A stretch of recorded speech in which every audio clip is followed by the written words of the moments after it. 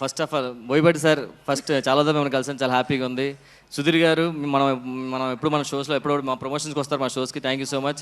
And heroine గారికి and మా direction డిపార్ట్మెంట్కి, మా డైరెక్టర్ గారికి, మీడియా మిత్రులకి, అక్కడ కూర్చున్న వాళ్ళందరికీ నమస్తే అండి.